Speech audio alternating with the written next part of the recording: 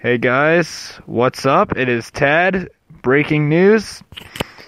Huge primaries tomorrow. Florida, Ohio, those mean a lot because two of the presidential candidates are from Ohio and Florida, and also they are winner take all. But before we continue with this discussion, I'd like to introduce my good friend, Brendan Hoover. Brendan, do you have anything you'd like to say to the audience before we begin? I'm just sad to see that Rubio is starting to fall behind in Florida. All right, we heard that. Yeah, we're going to be talking about that a lot more. We are currently in a Facebook call. He's not face to face with me like usual, so if the audio quality should still be okay, but yeah. Okay, so Brendan, would you like to elaborate on that a little more? Sure. All right. Is there anything you'd like to say about it? Well, I just think it's remarkable, like, this is Rubio's, like, home state. You would think that they would be in, bigger support of him. Yeah, do you think that there is any chance he could win this uphill battle with Trump tomorrow? I say it's a long shot, but there's always a chance. Polls don't reveal everything. Yeah, I know the Iowa polls and other, South Carolina polls only had him at, 13%, and they ended up getting over 20%, and actually getting pretty close to Trump in Iowa, so do you think a similar outcome could happen in Florida? It's very possible. I mean, we've seen in the past, different voting problems in Florida, so I don't know if somebody's going to try and pull something here or not. Yeah, Florida saved George W. Bush, so it could do the same for Rubio, right? Yeah, totally. So, Brendan, if Marco Rubio drops out, who would you vote for in the primaries? Honestly, I would have to go for Ted Cruz because I think he has the best chance of beating out Trump.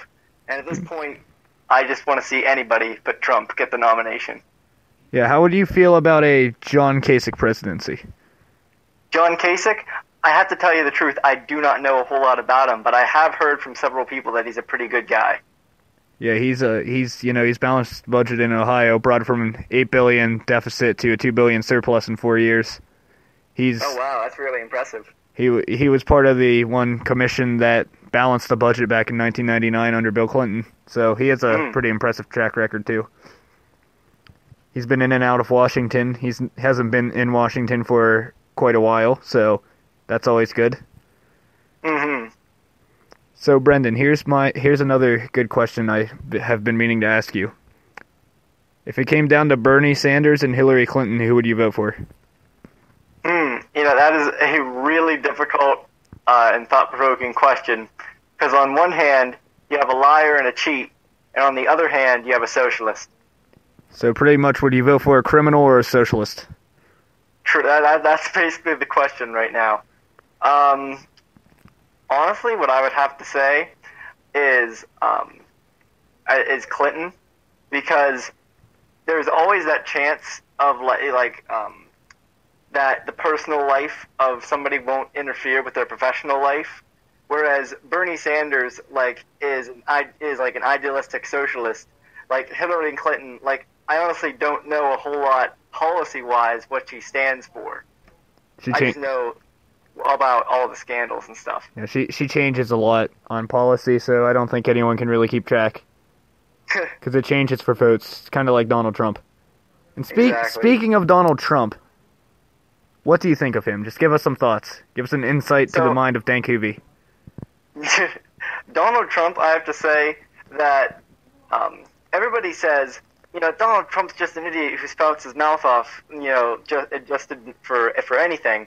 And I'm like, honestly, I think that Donald Trump is an extremely intelligent man, and every step that he's taking, despite the appearance of it being, random and sporadic, I feel like he does make a calculated decision every time he opens up his mouth. Oh yeah. Just look at how he's doing. I completely agree. He's doing excellently across the board because, he knows how to play it, I would say. Yeah, he's resonating very well with voters. He's given Kasich a fight in his home state. He's beating out Rubio by double digits in his home state. Mm-hmm. I mean, this man, like, you know, they always say he'll lose to Hillary Clinton, but I remember back in, like, July, August, September, they were like, oh, there's no way this guy will win a state, and now, you know, he's won more states than any other of the Republicans. Yeah, I would have to say that I saw this one study that it was like if Trump gets the nomination, like there was this survey taken that then like 1/3 of Republican voters said that they would not support Trump as the next president of the United States if he won the nomination. Oh yeah, what we need to look at is voter turnout. Yeah, because if 1/3 of the Republican voters don't show up, then that's going to cause problems. I mean, yeah, I agree with you. That is a huge problem. That's like kind of. I think the thing that would really help Trump is that he'd thrive off of independence. Like that would be his wild card. Mm-hmm. Because I know even in like a lot of these states, like he doesn't really win in the closed primary states, but in the open primary states, he seems to be doing very well. Like, do you know what those are, Brendan? Not exactly, no. Okay, for the sake of the audience, I'll describe and to just inform you. An open primary pretty much means that independents can vote, and also, like, if you're a Democrat, you can vote for the Republican side, which there is a conspiracy that the Democrats are sabotaging the election to make Trump go up against Hillary so they know they win. Even though I don't know if it's necessarily set in stone, but, you know, that's their logic. And also, I don't know how true that is, obviously. And then closed primary states, like us in PA, means that if I'm registered a Republican, I have to vote for a Republican in the primaries. Yeah. And then once the general election comes around, I can vote for whoever. But independents can't vote in the primaries, which I don't really like. Yeah, that does kind of stink. I don't mind the whole fact about, like, if you're a Republican, you vote for Republicans in the primary, but I think independents should have a voice, too, in the primaries. Yeah. Regardless of where they, like, what state they're in. I mean, that's really just destroying democracy if you think about it. Yeah, we're having a big problem with vote amnesty in America. Yeah. Another huge... What is it, like 2/3 of the population don't come out to vote or whatever? Something like that? Yeah, it's ridiculous. I mean, the amount of people that omit the right to vote, like, we're really lucky, dude. Like, even just talking around to people at school, it seems that there's just so many people who just don't plan to vote. Yeah, I know, man. And then there's, like, me. I wish I could vote really badly. Yeah. You know, I'll be, like, a month too young, but... Hey, I still got a bunch of years ahead of me. See a lot of different candidates. A lot of good elections ones. to come. Yeah. Hopefully. You know, if America doesn't fall apart by then. Yeah, so... I have a question for you, too, Brendan. Sure thing. How do you feel about the whole delegate system? The delegate system, as far as the Republican Party goes, or the Democratic Party? For both, just the delegate system and the Electoral College in general. Honestly, as far as the Electoral College goes, I think it's a very outdated system, and that we, like, nowadays, we could totally go with a more popular vote-sided direction. Because, think about it, the reason that the Electoral College was originally created during elections was because that people didn't think that the people could be informed enough. And look at all of the technology that we have at our fingertips nowadays, all of the information that we can access just by the click of a button. And honestly, at this point, if you are uninformed, you basically made a conscious choice to be uninformed. Yeah, but I do completely agree. I think we should get rid of the Electoral College, but at the same time, I mean, you have to think about the way that media paints some stuff, too. Exactly. Like, I mean, I do agree we should get rid of the Electoral College, but as for, like, information and how informed someone is, I mean, there's so much fake stuff going around. Like, get on Fox News, they're going to say that Ronald Reagan was Jesus Christ in his, like, second form. Yes. And then if you get on MSNBC, they're going to say the same thing about Barack Obama. Like, it's so polarized, it's ridiculous. Yeah, that brings us to another issue, is just, like, the sheer division that America has gone through the past decade. You know, it's ridiculous. You know, there was so much middle ground that people could get to. You know, that, like, they could, you know, a Democrat and a Republican could be in the same room and shake hands. You know, but nowadays, just we're at each other's throats. And that isn't beneficial to anybody. Yeah, because that means that no matter who gets elected, no matter what gets done, you know, unless it's completely Republican or completely Democrat. Nobody's going to agree on anything, and then the result of that's going to be nothing is done. Well, I completely agree with you, Brendan. I completely agree. That is a huge issue. And, there's this book by Ben Carson called One Nation. I highly recommend it to anyone listening to this. It really talked about unity, and I really enjoyed the message it was displaying.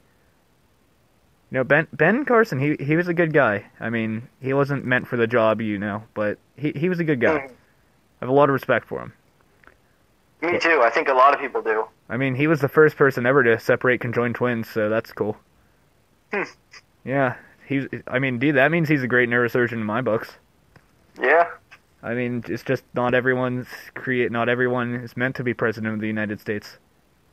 What I think is cool about him is just like he has great values and just and just a great look on life, but he also has an extremely successful personal life as far as his career goes. Yeah, he started out like poor in Detroit. His mom she wasn't abusive. I was going to say that, but no, she had a like third grade education, I believe. She made them read books and become smart, and now look at him. He's living a great life. Yeah. Education is a very powerful thing. He was a really strong front runner for a while until he started saying stuff about the pyramids being made by aliens and the Earth was only 6,000 years old. Yep. I have a feeling he's like one of those. At that point, if you do stuff like that, go, full dumbhead and just spout off all this crazy stuff, what that does, that polarizes you. Yeah. And that makes you a lot less likely to get people's vote. That's one thing, he kind of just started saying crazy stuff at the end.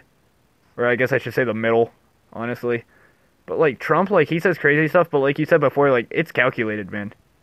It's all at the right time. He shows up on, Duck Dynasty. Obviously his group of people probably watches that. Yeah. Dude, he's a really... it's almost, manipulative. It's crazy. Yeah.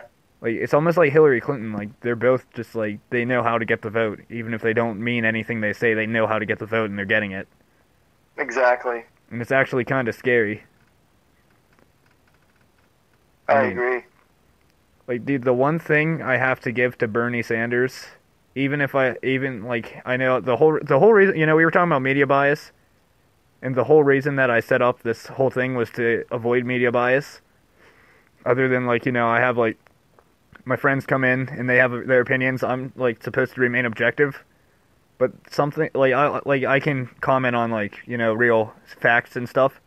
And the one thing, even if I don't necessarily agree with everything Bernie's pushing for, he definitely, he doesn't just make up this stuff as he goes. He is staying to his core values. I agree. He's a very, value-driven guy. And honestly, when you listen to him talk, he's passionate. He's passionate. And another thing is that he doesn't seem to be we're going to, shoot all Republicans in the head. You know what I'm saying? Yeah, he gets he does seem to have actual intelligible thoughts. It's not just a clustered mess of screaming and everything. Exactly, which is what you get everywhere else, basically. Yeah, and another interesting thing that I don't get about either party. If you look at the Real Clear Politics, which is a pretty good site, I recommend you check it out. If you look at the polls, literally for the Republicans and the Democrats, since there's only two, but for the Republicans, it's funny because there's still four of them. Literally, the polls, they're completely opposite, of how the votes are turning out. Huh. John Kasich beats Hillary Clinton by, I don't know, I saw a poll last night, it was 59% to 36. I know. That's pretty impressive. Yeah, Rubio beats her by 7. Cruz beats her by 0.8, which is probably within the margin of error, honestly. And then Donald loses by 6 points, but he's beating everyone else. Yeah. So that's interesting. And then Bernie, he is 11 points ahead of Hillary Clinton. He's 11 points ahead of Donald Trump. That's just because a lot more people, see what Bernie is saying and oh yeah, that sounds like something that I want. Well, Bernie's You know, also yeah. Bernie's also pretty hip with like the social media crowd.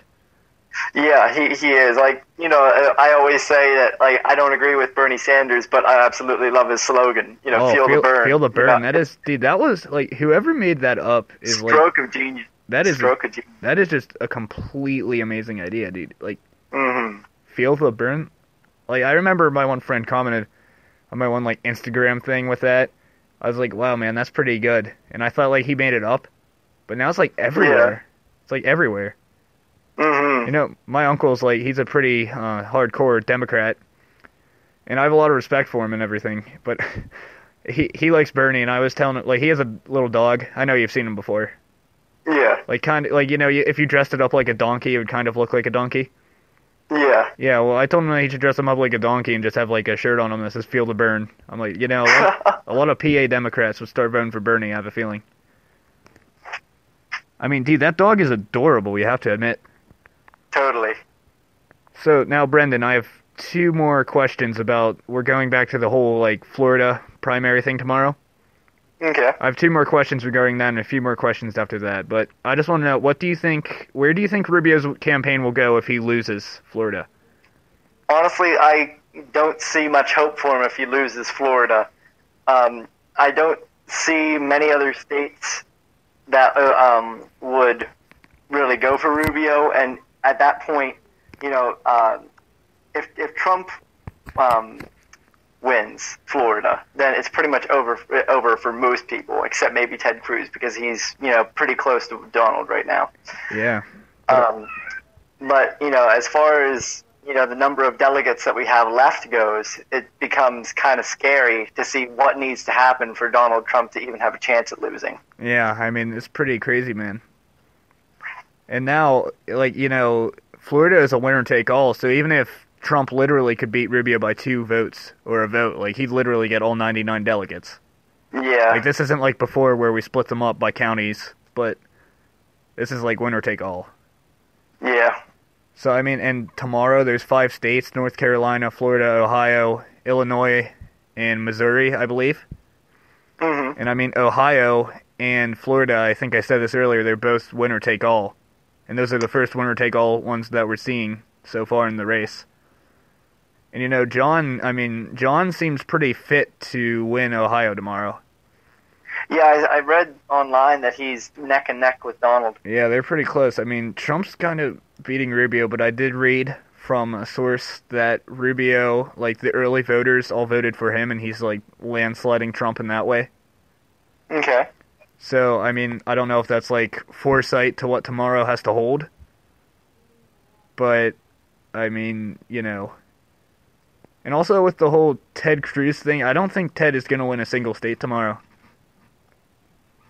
It's possible. There are a lot of people who don't really like Ted. He's in 3rd in Florida, which is a winner-take-all. He's in 3rd in Ohio, which is a winner-take-all. I saw he's in a close 2nd in Illinois, so he could probably get a decent amount of delegates there. Missouri, in North Carolina, I didn't really see where he stood, but I mean, Donald looks like, if anything, he could easily take 4 and maybe even all 5. Oh, wow. I mean, honestly, I really shouldn't be surprised. I mean, seeing how he's been doing so far. At this point, I'm not even surprised. I mean, if someone were to tell me this like 6 months ago, I would have been like, yeah, dude, you're funny, but this is crazy, man. Mm-hmm. And now for the second question regarding Florida. Where do you think Rubio's campaign will go if he does win? If he does win? If he let's just pretend he wins Florida tomorrow. No other state. No other state. He just wins Florida. Just Florida. So what I could totally see is, like, imagine that there are a bunch of people out there who want to see Rubio get the nomination. Yeah. Okay, but they know in their hearts, like, look at the numbers. His chances aren't very, very good.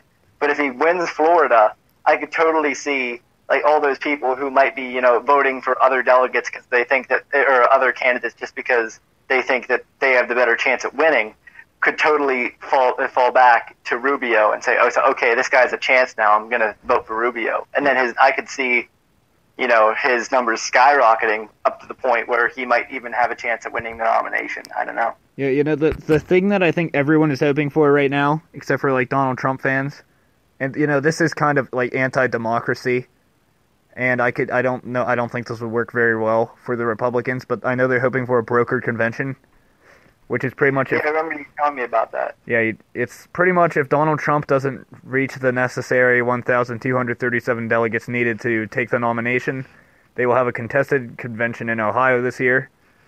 And, I don't think a lot of those delegates, if they're, debating this, I don't think a lot of those delegates are going to go for Trump. Mm-hmm. And I don't think they'll go for Cruz either, since he's, despised in the, political sphere by the Republican Party. Yeah. So, I mean, Ohio, Kasich would have a foot in the door easily, since that's his home state.